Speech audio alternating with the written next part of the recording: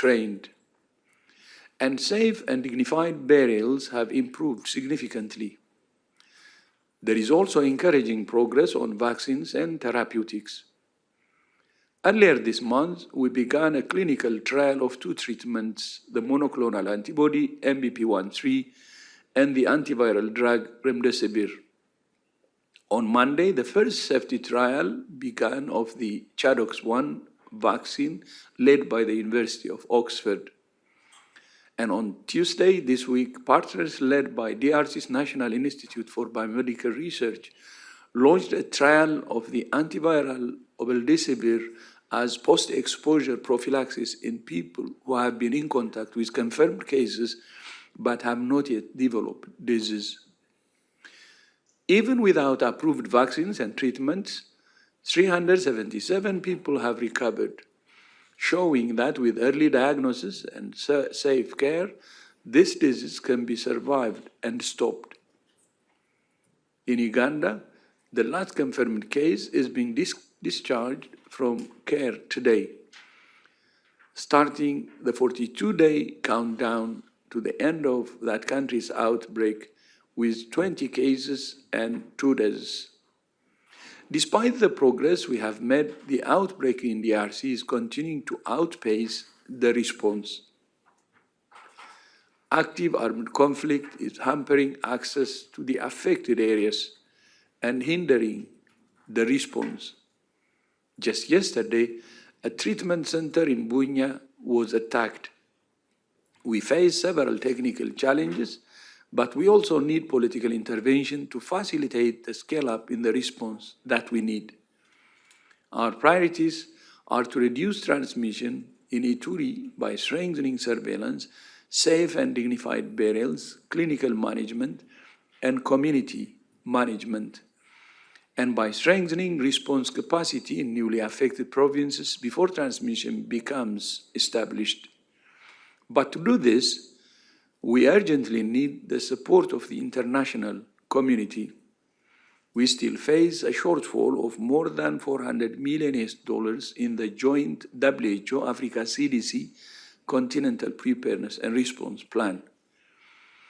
We urge donors to fill this gap and to help us to control this outbreak as quickly as possible. This is not charity, it's an investment in national security.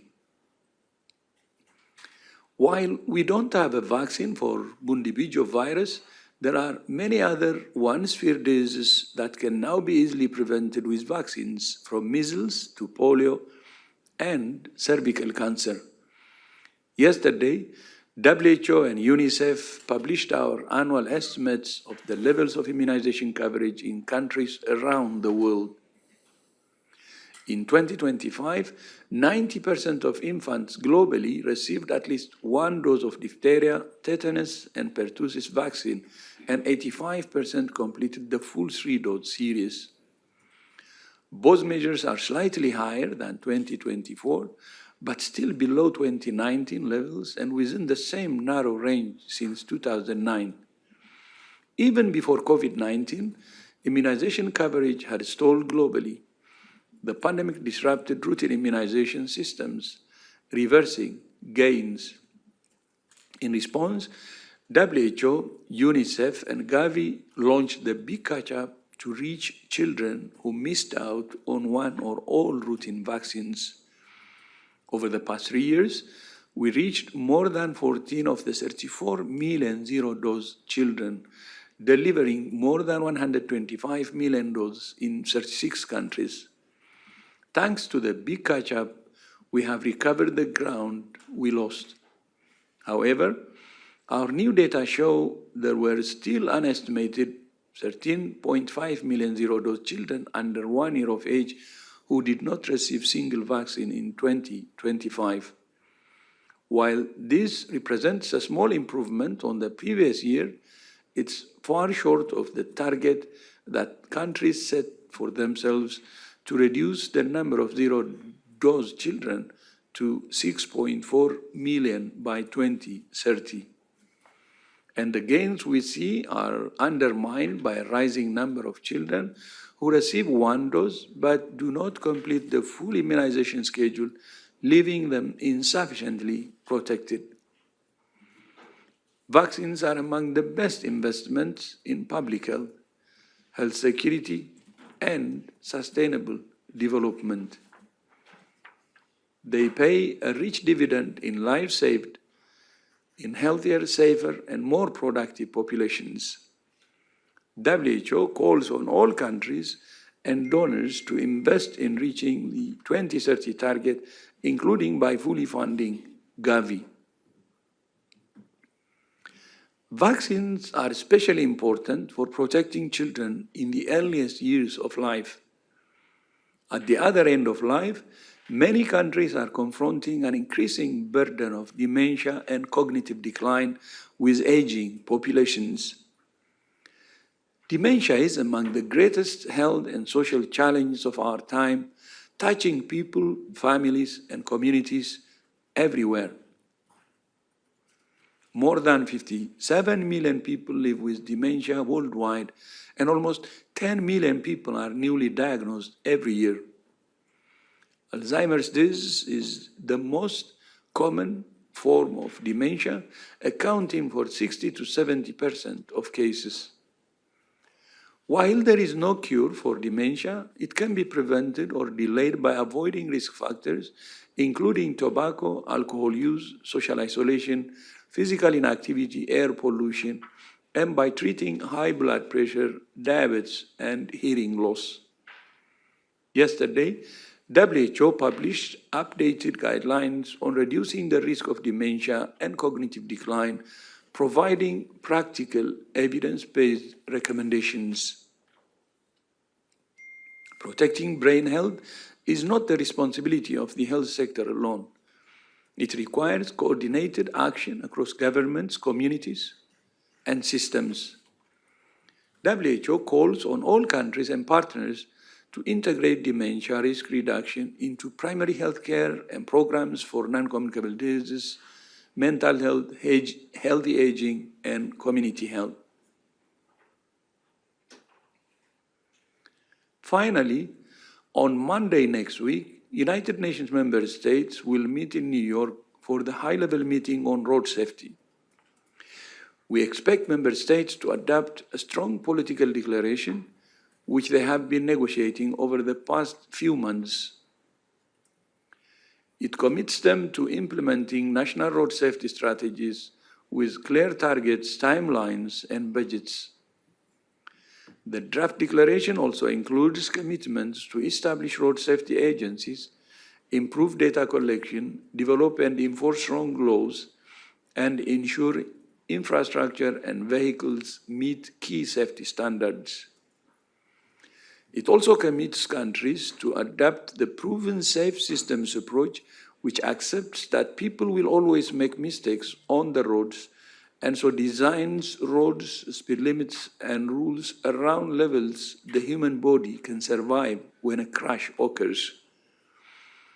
To coincide with the meeting, WHO will also publish a new report next week showing encouraging progress in road safety, although insufficient to meet the global target of a 50% reduction in deaths and serious injuries by 2030. Christian, back to you.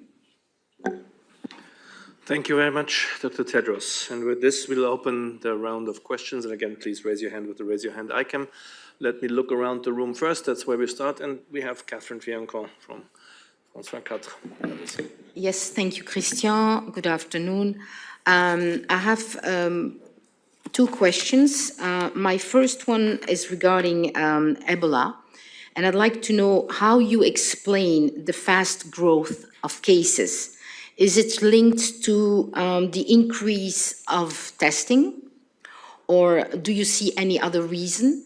And also, I'd like also to ask a question about preparedness, because there's a lot of preparedness in the field, but as Ebola symptoms are look much like malaria or fever, typhoid fever, they could make confusion. And don't you think that, in fact, the workers should be more trained about non-common diseases? Thank you. I have a range of questions here, and we start with Dr. Irkwazo. Thank you, Catherine. On your first question on the increase in number of cases that we've seen recently, and we have seen very high numbers every day, sometimes up to 80 cases per day. I think on average we're seeing about 50 cases on single days. There are two explanations for that. The first, obviously, is we have intensified all aspects of the response: surveillance, lab testing, increased the number of laboratories to 15 in the outbreak-affected provinces. A lot of work is happening in communities to bring in cases, to sensitize them to the opportunity of care. And therefore, there's a lot of work happening across, and that has led to some increase in testing. I think we're doing over 2,000 tests on a single day right now across the provinces. However, this is not enough. We're in Ituri province, which remains the heart of the response, especially in the 5 health zones: Mongwalu, Rampara, Bunia, Nizi, and Nyakunde.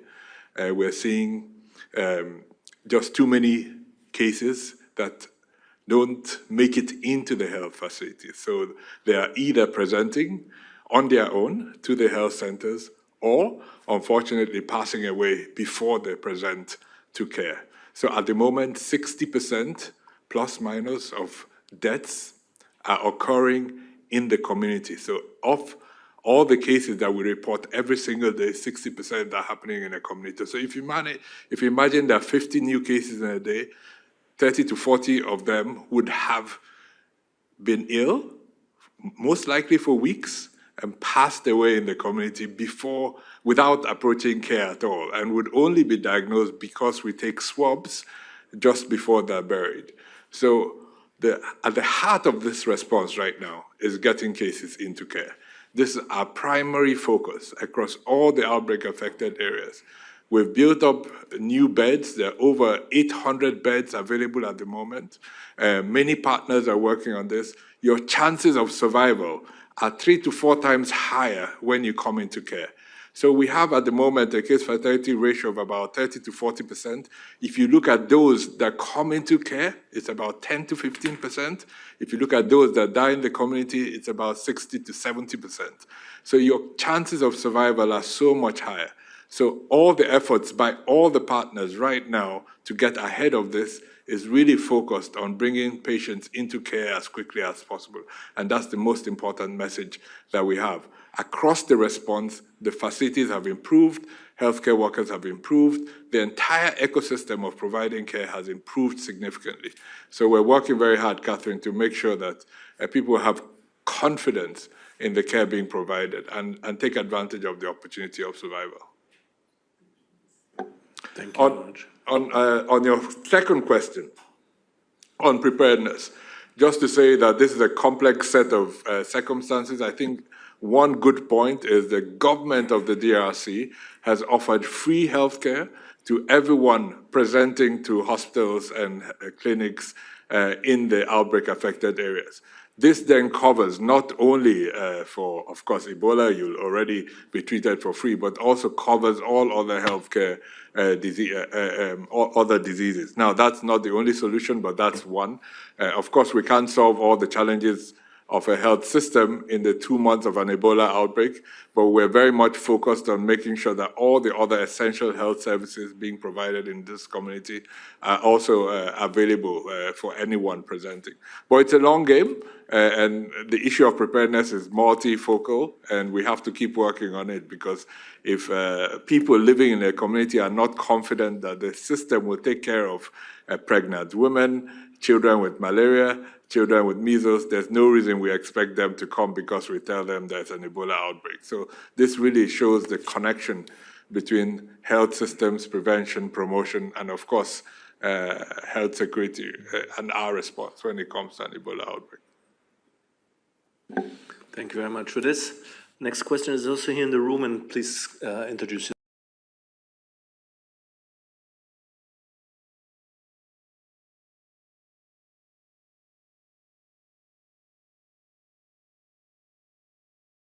yourself briefly.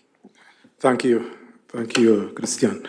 Taha Youssef, AP Middle East media outlets.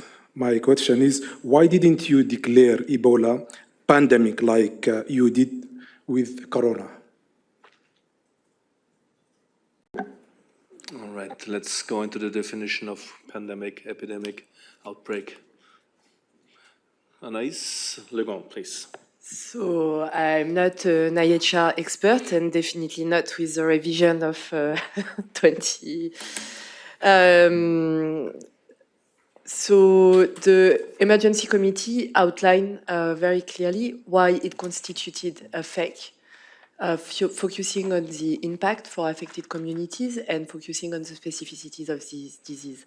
Again, I'm not a legal expert there, but the emergency committee didn't think the criteria were met. But as you know, the emergency committee meets every 3 months to review the situation and to look if this event still continue effect. So next 3 months will be in August, the latest 22nd of August, where this will be likely discussed. Thank you very much. Then we go for the first question online, and that's Helen Branswell from STAT. Helen, please go ahead. Hi, thank you very much for doing this, and thank you, Christian, for taking my question. I'm going to ask a couple, if that's okay, and can you hear me all right? Yes, good. Oh, good. Thank you. The first is about the Marburg outbreak in Uganda. We've heard nothing about that for a while. Have there been additional cases? Is WHO concerned that there might be additional transmission, or does that seem to be under control? And my second question relates to the fact that, we're now 2 months into the Ebola outbreak. This is the biggest Bundibugyo outbreak on record. A lot must be being learned about how this version of the virus is different from Zaire and Sudan. And I'm wondering if there's any indication that there's differences with this virus that are making it harder to control. Thank you. Thank you very much. Helen, do we start with? All right, then we start with Margot, with Dr. Yakohazu. Yeah, thanks, Helen. On the Marburg situation, we know the Ministry of Health in Uganda is investigating that. They haven't reported anything new to us. We've sent several additional requests for information, and we're still waiting to hear from them specifically on the outcomes of the investigation that we know that they're carrying out. So we'll make that public as soon as we hear. We've sent frequent and repeated requests to the government of Uganda, and we're waiting on them to respond to the IHR request that we've sent to them. So we'll update as soon as we have anything further. I'll pass to Anaïs. Yes, thanks a lot. So on the question whether or not we are looking into if there is difference around the different species among the genus Haut-Uele virus, yes, we are, obviously. When I say we, it's obviously working with the Ministry of Health, Institut National de Recherche Biomédicale, surveillance team, clinical management team, and others, and sequencing as well. You can see that a number of sequences have been released already to see what makes this outbreak, this dynamic, and how we can control it. So I would say the most obvious difference that we are seeing compared to Ebola virus or Sudan virus from the data that we have now, but also data that we had in 2007, and 2012 is around the case fatality ratio, which seems to be lower for this species of viruses. So does it have an impact on how people react in terms of urgency of isolation, early admission to care, this kind of thing, this may have an impact. I'm not saying it has. I'm saying this is among the hypotheses that are being studied. And obviously at treatment center level, but also through the investigation, symptoms are recorded to see if there is major difference.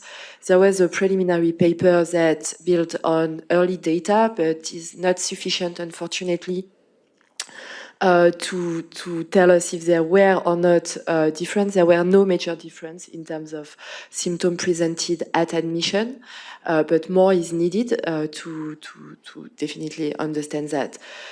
For the moment, it seems comparable to what we've seen in 2007, 2012 in terms of virus characteristic, but as you realize, obviously context is totally different into which settings this virus and what population it affects, meaning populations that are suffering decades of conflicts and a number of other crises. I hope I answered the question. Thank you very much. And Dr. Tedros, please. Yeah, the other angle that makes the Bundibujo outbreak difficult, making it harder, as you said, Helen, is the complex environment in which the outbreak is happening. As you know, there is active armed conflict in Ituri, and of course, Eastern DRC in general, and especially the epicenter Ituri. I said it in my statement, there was attack yesterday, and there are frequent attacks actually since the end of 2025. The armed conflict has intensified. That means access is difficult, but not only that, following up on contacts is also difficult. So that environment is one, I mean the conflict is one. And second, because of the conflict, there is displacement. So following up on contacts is difficult. And then of course, the camps, because of the conflict, there is displacement. Recently, more than 100,000 additional people have been displaced on top of close to 1 million that have been displaced in the past. And that makes the response also difficult, and it's a very big mining area, and there is serious mobility. It's massive mobility, and that makes it harder as well. And due to this chronic conflict and other factors, the community mistrust is also serious. I have been to Beni during the 2018-2020 outbreak. I have traveled there many times. But compared to this one, I think Beni is nothing. North Kivu was nothing, especially the difficult environment that makes the response really complicated. So that's why we have been asking for our political leaders to also address that part, because this is not a technical issue alone. Of course, there are technical challenges that should be addressed, but there is the other side, which I have already outlined, which should be addressed as well. So it's harder, but I cannot say it's impossible, because especially if we focus on communities, if we focus on communities, on reclaiming community trust, of course it will take time, and that could change the tide. But of course, support from the political leaders, especially in addressing the security issue, humanitarian corridors, and permanent or temporary ceasefires. So the situation should be seen in its totality, not in isolation, and we have to address all factors that contribute to the outbreak. So with that, Christian. Yeah, thank you, all three of you, and Dr. Tedros. I think we go the same direction now. Let's see. We have Kai Kupferschmidt from Science. Kai, please go ahead. Hey, Christian. Thanks for taking my questions. Two, if I may, on the clinical trials. So First of all, one of the drugs being tested in the partners trial is MBP134, and we've talked in the past about the question: is there going to be post-trial access? Is there any effort to produce more of the drug? So I wanted to ask where that stands and whether there's any assurance of post-trial access. And then the other thing is, more generally, with these two trials that have started, obviously, Ebola is going to be hard if the contacts that you want to treat aren't on contact lists, and treating patients won't be possible if people are dying in the community. So I'm wondering if there's any specific things that are being done to try and solve these issues, at least in the ETUs that are starting with these trials, and I assume you want to expand them to other ETUs. So what are currently what's the thinking about how to address these challenges in general, but especially in these clinical trials? Thank you very much, Kai. And I think we start with Dr. Vasimoti, and we have a special guest also online here who we will introduce. Thank you for the question, Kai. So I will start on the question about MBP134 and post-trial access. And then for the Ebola trial, we're fortunate to have Dr. Yazdanpana, so I'm going to hand over to him. On post-trial access, this is completely central. And as WHO has highlighted, we unfortunately don't have the same ecosystem for the end-to-end that we have in vaccines, where with CEPI, WHO, Gavi, UNICEF, we really do have the entities in place to fund on the R&D side, the clinical trials, including the post-trial access. This is, let's be clear, this is a gap for therapeutics. We need to fix it. So what has to happen right now, until we put in place the full ecosystem with the partners designated to receive funding on the throughout this end-to-end, is that we need to talk to all of our partners to do whatever we can to ensure post-trial access. So this is the current arrangement. When we start these clinical trials, we have contracts with any companies. So the R&D Blueprint Technical Advisory Group prioritizes the therapeutic agents as well as the vaccines later on. And then we do, and in this case, we're a sponsor of the trial, so we have contracts with the companies. And in those contracts, they are required to pursue all avenues to ensure post-trial access. But where we are right now is that partners, and I can't go into too many details because it's really for those partners to explain what they're doing. We have stated that we expect those who are dispersing funding to support additional manufacturing, and we know that we're thankful to the US government for the donation of doses of MBP134 to the trial. They are supporting the trial, but in addition, we do need further doses manufactured, and there are multiple partners, partly at our instigation, that are in discussions with the manufacturers about proceeding at speed with post-trial access. And we have been informed that there is not going to be a gap for post-trial access. That manufacturing is underway, those discussions are underway. Unitaid is playing an important role in laying out an access roadmap, both for MBP134 and for obeldesivir in the prophylaxis trial. So they have an important role. But going forward, we really do need to have more clarity about how all of this is going to be done without us needing to engage in these somewhat ad hoc discussions in the middle of the outbreak. For the prophylaxis trial, I'm going to hand over to Dr. Yazdanpana. He's the head of the French National Agency for Emerging Infectious Diseases Research and Funding Coordination, and they are the lead collaborative open research consortium for filoviruses. WHO has a network of these, what we call CORCs, research institutions that we decentralize scientific convening to. They're the lead for filoviruses, and they are the co-lead of the prophylaxis trial with INRB, the National Research Institution, National Biomedical Research Institution of DRC. So over to Dr. Yazdan if you're on the line. Yeah, thanks a lot, Vazi. So good afternoon, Dr. Tedros. Good afternoon, everyone. So thanks a lot for your question. So Ebola trial is a clinical trial of obeldesivir versus placebo as post-exposure prophylaxis for highly exposed people, contacts to Ebola cases. And the question that has been asked is very important because this trial really relies a good contact tracing. I think the DG in his introduction told us that this is getting better. It's about 80%.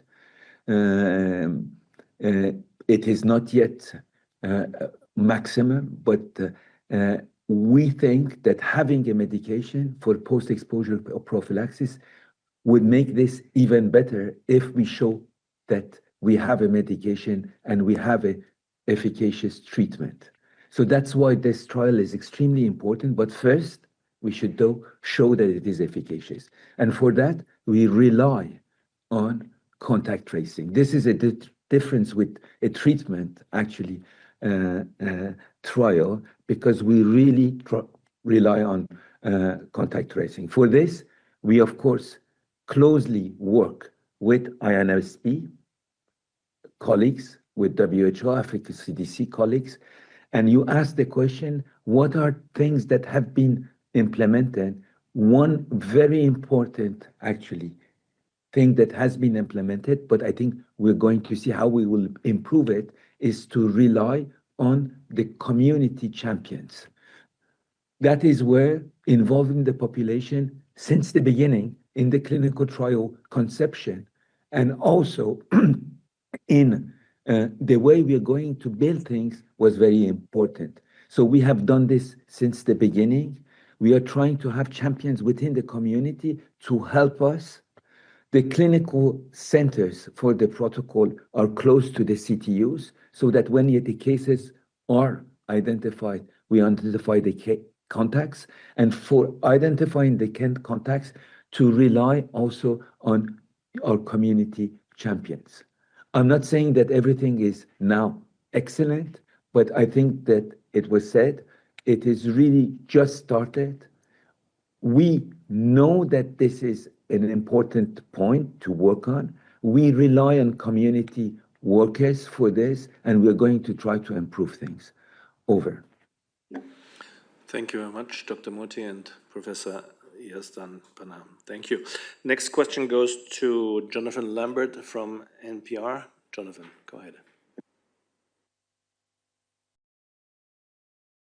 Hi, thanks for taking my question. It's sort of a big picture one. It seems like significant progress in scaling up the response in DRC to this outbreak has been made so far, but it's just not enough to keep up with the growing epidemic. Given the major budget shortfall that you were talking about earlier, I'm wondering how you're thinking about sort of the biggest priority right now. Is it increasing surveillance and contact tracing to bring down the number of cases being detected outside of those contact lists, or increasing treatment capacity? I'm just kind of curious how you're thinking about which components of the response could provide kind of the biggest impact given limited resources and the kind of external factors like conflict that make responding even harder. Thanks. Thank you, Jonathan. The big what to do first question, Dr. Yekwazu, maybe. Thank you very much. From the scale that we just heard from the DG's speech, we don't have the luxury of choosing one aspect of the response over the other. So we know what to do. We know the geographies that are primarily affected. We need to do everything collectively at speed, at scale. There's no other way around this. Ebola doesn't allow you the opportunity of choosing whether to focus on X or Y. You have to do it collectively, do it consistently, and not drop the ball at all. And that's what we're trying to do. What this means is, firstly, led by the government of the DRC, which they are pushing very hard in the areas most affected, following up every single case that we can find, all their contacts, following up every contact consistently for 21 days. There are about 15,000 contacts on the list at the moment. Each of them is followed up. We're at about 80% of coverage, trying to make sure we get to everyone every single day. Like you heard earlier, all of this is not enough. Not that we're not following up the contacts that we know, but we're not finding all the cases that exist. So this is a collective effort that needs to happen.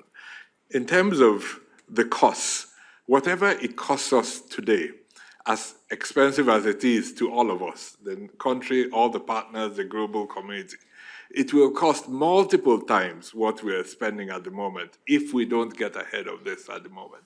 So like DG mentioned, the resources available for the response, let's set aside the financial constraints on the organization and other responding organizations. The needs to respond specifically to this response on the strategic preparedness and response plan that we announced to the world is only 30% funded at the moment, maybe even less. So leave aside the broader challenges that we have. The fact is, how serious does the world take the outbreak that we're facing at the moment? How much are we ready to stand in solidarity with the colleagues responding, irrespective, despite the humanitarian challenges around, and really stop this outbreak now that it's still mostly contained within the DRC. If we don't do what we need to do now, it will take us more effort, it will cost us more money, and it will take a lot more lives. So really, we are intensifying our response collectively. The government is leading on that intensification. All the partners are working extremely hard on this. And what we need now across the world is really solidarity by all countries in supporting the DRC, not just as support to the DRC, but all in our enlightened self-interest to protect ourselves from the consequences of this, both in health, in resources, in financing, and just in terms of the socioeconomic stability in the region and beyond. Thank you very much for this. And I'm going to add one which D. Jovanovic from ABC News sent in writing because they can't get to the microphone because it fits at this point. Let me read it out. Uganda has discharged the last patient, started a countdown to end the outbreak, but DRC is still ongoing and fighting. What does success look like, and how do we stop the virus from crossing borders yet again? So the big question, how does success look like? I want to throw that back to you, Dr. Ikweazu. Yeah, the success with every Ebola outbreak is there's no ambiguity about it. We have to get to zero. So there's no 99% success when you're fighting an Ebola outbreak. We have to get the cases down to zero, and that's our objective and what we're still focused on, and we know we can do it. Short and sweet, thank you very much. Next one goes to Jacob Reed from Bloomberg. Jacob, please go ahead.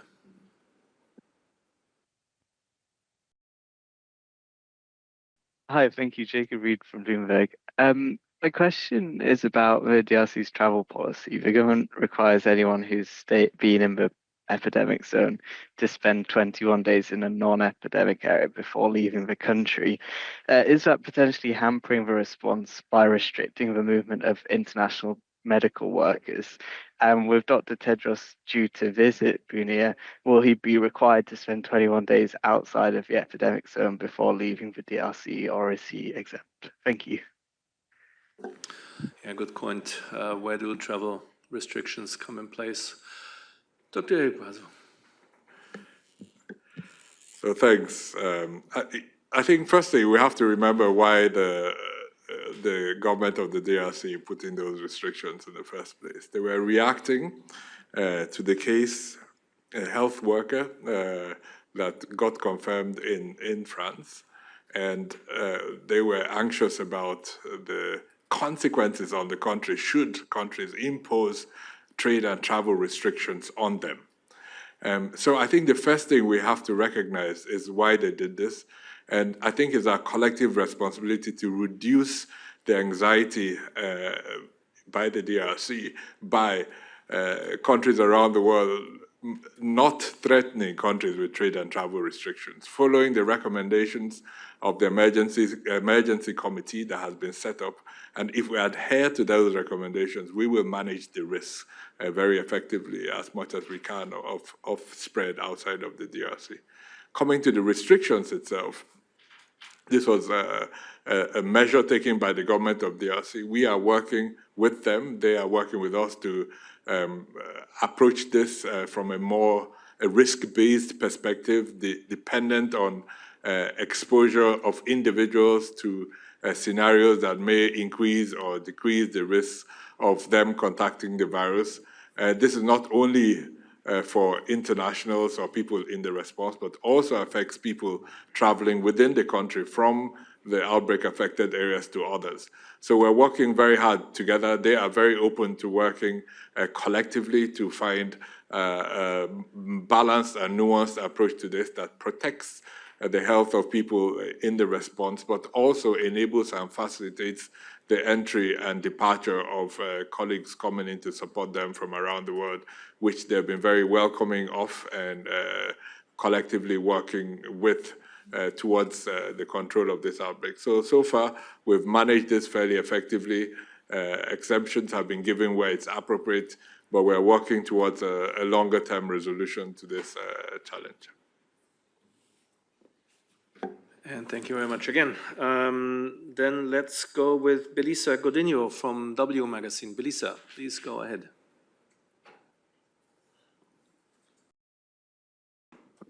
Thank you. I'm Belisa Godinho from W Magazine Media in Portugal. Before I ask my question, if allowed, I would like to brief highly that over the past months, worldwide, both medical professionals and journalists, myself included, have faced constraints that affect our ability to work as usual. In my case, I lost access to WHO platforms in April. My media outlets' website were taken down. More than 15 emails, professional emails, were blocked in May.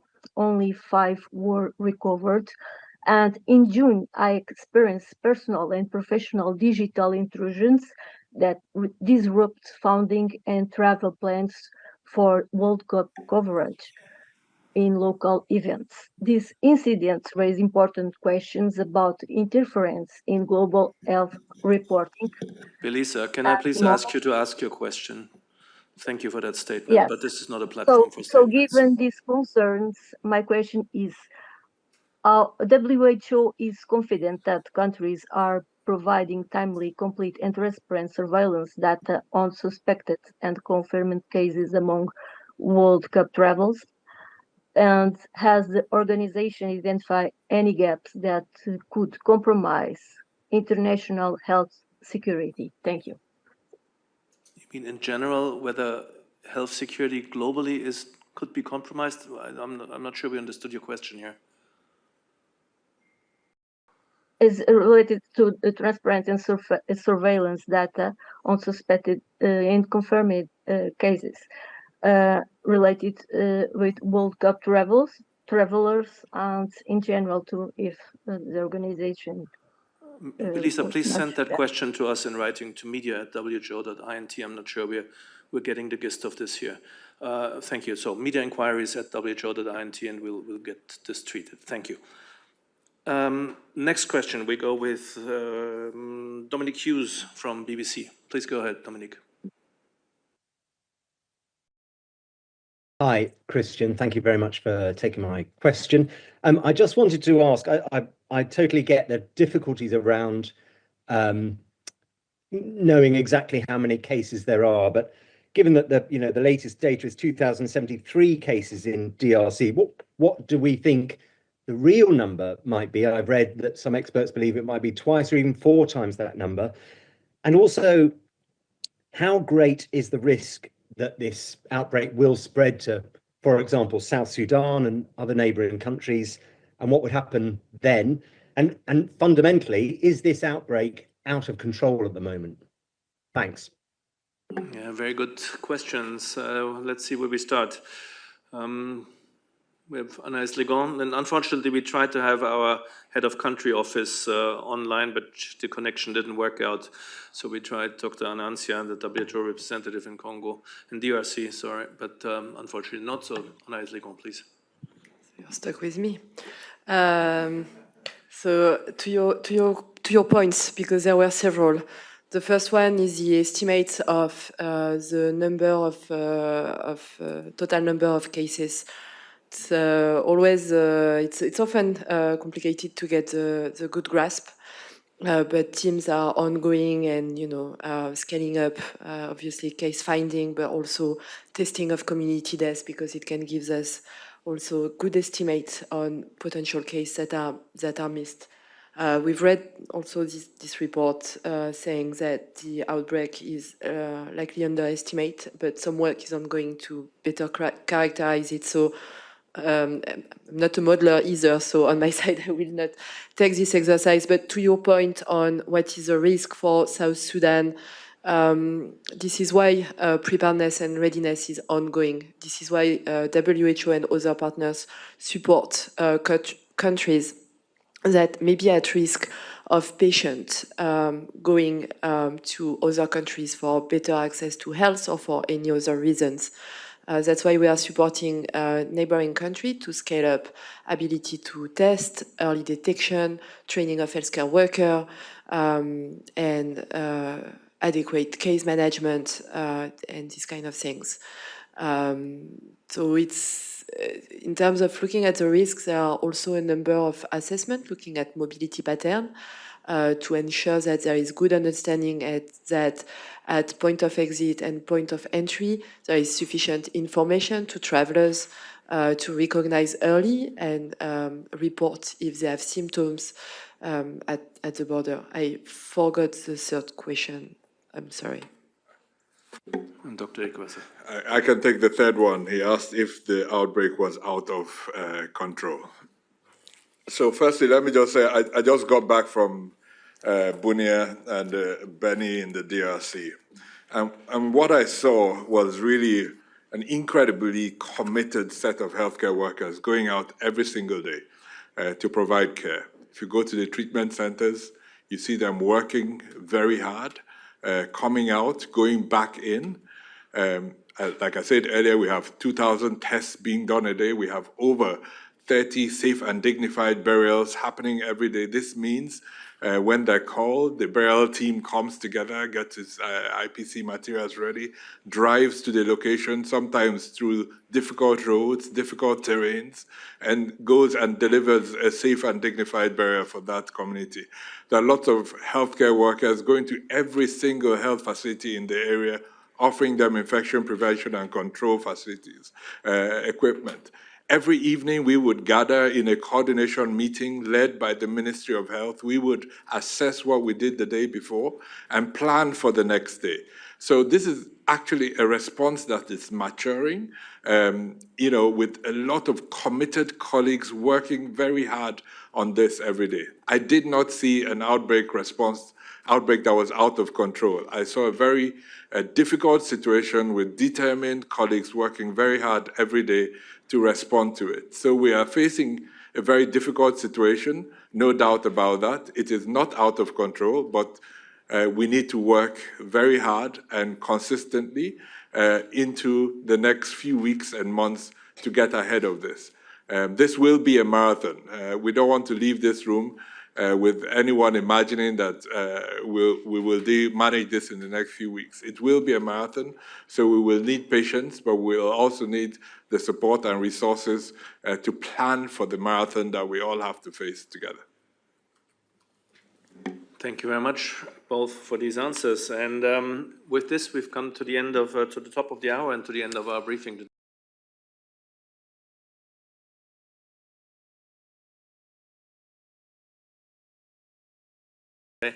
Which turned out to be a purely Ebola briefing, which is in fact good because it shows the interest is still there, and that is important because, as we heard many times today, this has only just started.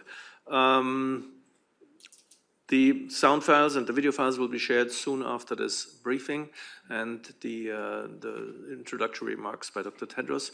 I thank all the colleagues who have been online and here in the room. Thanks for your presence, and apologies to the journalists who we couldn't get to any more. With this, back to Dr. Tedros for closing. Thank you, Christian. Thank you to members of the press who joined us today here in the room, and also those online. And see you next time.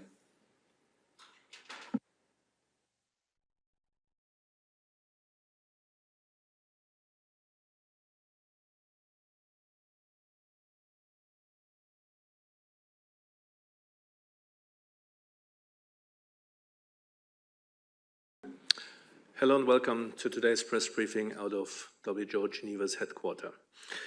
It is Thursday, 16 July 2026, and my name is Christian Littmann. I will walk you through this next hour or so.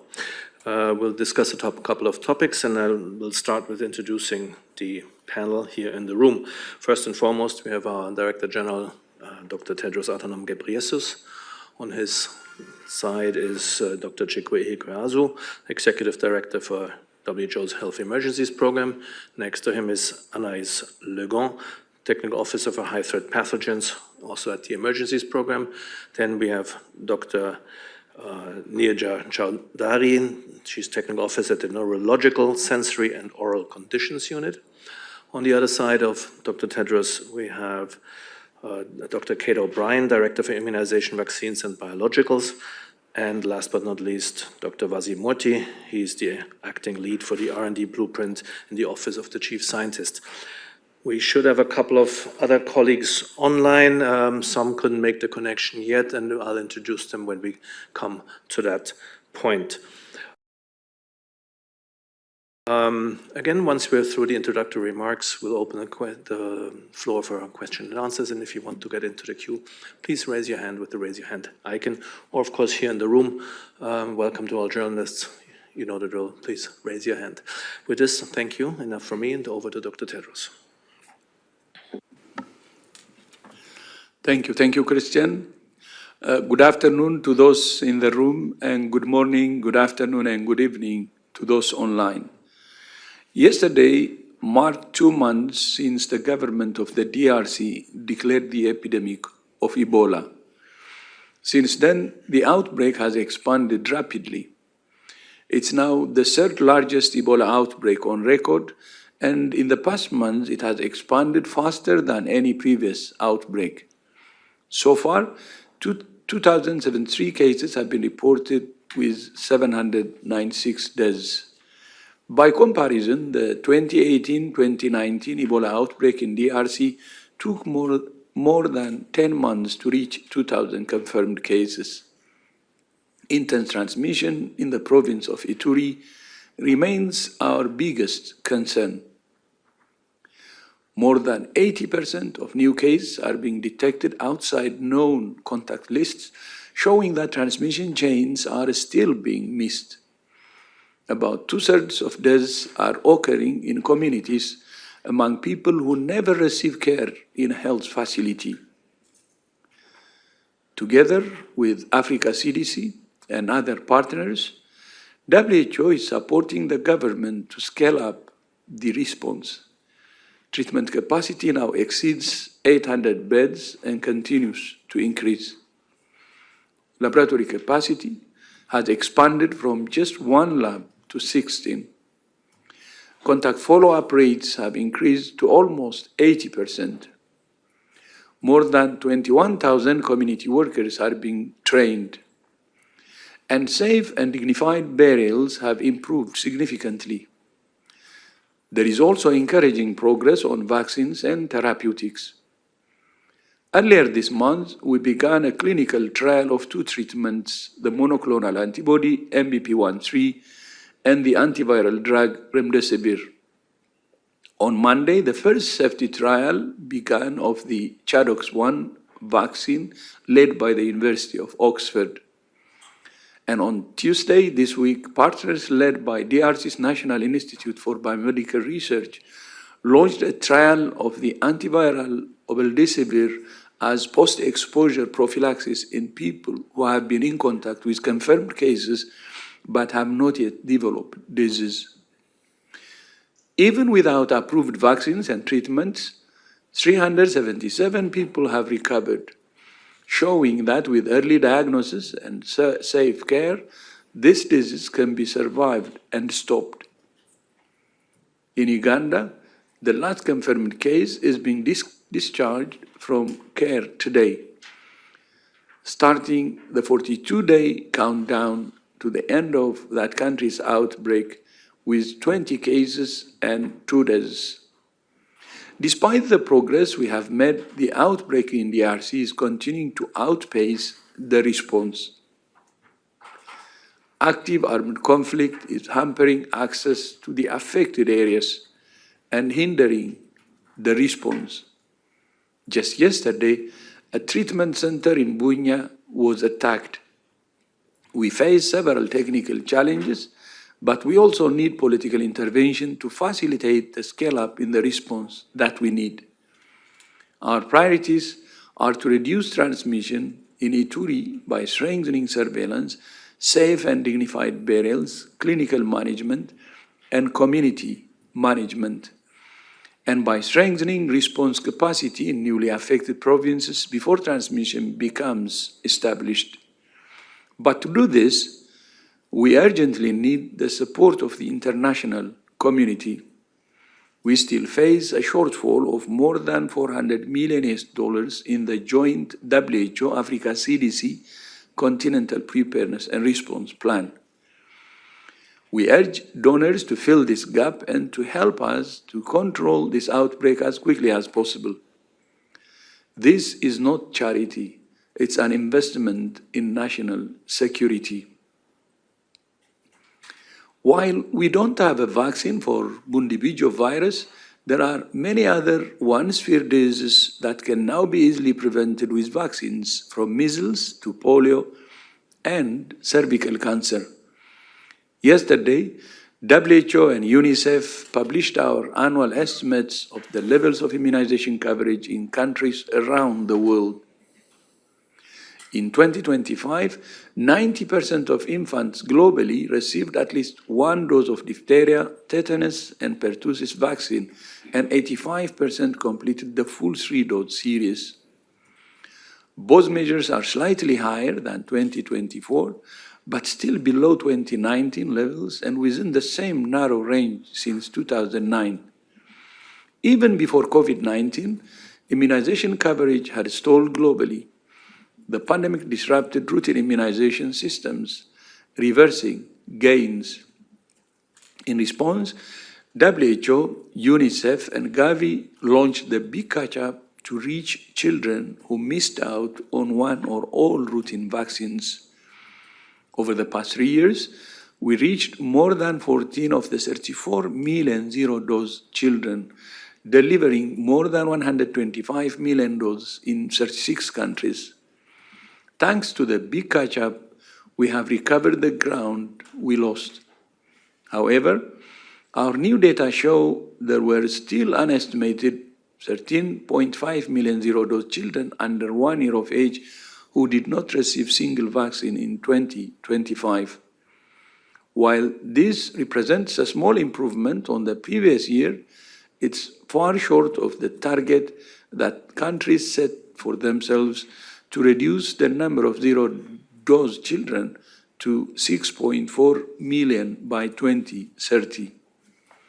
And the gains we see are undermined by a rising number of children who receive one dose but do not complete the full immunization schedule, leaving them insufficiently protected.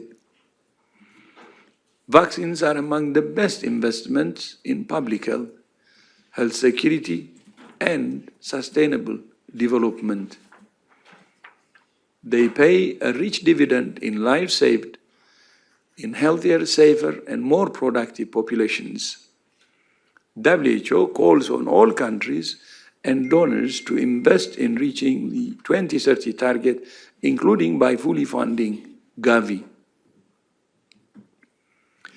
Vaccines are especially important for protecting children in the earliest years of life. At the other end of life, many countries are confronting an increasing burden of dementia and cognitive decline with aging populations. Dementia is among the greatest health and social challenges of our time, touching people, families, and communities everywhere. More than 57 million people live with dementia worldwide, and almost 10 million people are newly diagnosed every year. Alzheimer's disease is the most common form of dementia, accounting for 60 to 70% of cases. While there is no cure for dementia, it can be prevented or delayed by avoiding risk factors, including tobacco, alcohol use, social isolation, physical inactivity, air pollution, and by treating high blood pressure, diabetes, and hearing loss. Yesterday, WHO published updated guidelines on reducing the risk of dementia and cognitive decline, providing practical evidence-based recommendations. Protecting brain health is not the responsibility of the health sector alone. It requires coordinated action across governments, communities, and systems. WHO calls on all countries and partners to integrate dementia risk reduction into primary health care and programs for non-communicable diseases, mental health, healthy aging, and community health. Finally, on Monday next week, United Nations member states will meet in New York for the high-level meeting on road safety. We expect member states to adopt a strong political declaration, which they have been negotiating over the past few months. It commits them to implementing national road safety strategies with clear targets, timelines, and budgets. The draft declaration also includes commitments to establish road safety agencies, improve data collection, develop and enforce strong laws, and ensure infrastructure and vehicles meet key safety standards. It also commits countries to adopt the proven safe systems approach, which accepts that people will always make mistakes on the roads, and so designs roads, speed limits, and rules around levels the human body can survive when a crash occurs. To coincide with the meeting, WHO will also publish a new report next week showing encouraging progress in road safety, although insufficient to meet the global target of a 50% reduction in deaths and serious injuries by 2030. Christian, back to you. Thank you very much, Dr. Tedros. And with this, we'll open the round of questions. And again, please raise your hand with the raise your hand icon. Let me look around the room first. That's where we start. And we have Catherine Fiancon from France 24. Yes, thank you, Christian. Good afternoon. I have two questions. My first one is regarding Ebola. And I'd like to know how you explain the fast growth of cases. Is it linked to the increase of testing? Or do you see any other reason? And also, I'd like also to ask a question about preparedness, because there's a lot of preparedness in the field, but as Ebola symptoms are look much like malaria or fever, typhoid fever, they could make confusion. And don't you think that, in fact, the workers should be more trained about non-common diseases? Thank you. I have a range of questions here, and we start with Dr. Ekwazo. Thank you, Catherine. On your first question on the increase in number of cases that we've seen recently, and we have seen very high numbers every day, sometimes up to 80 cases per day.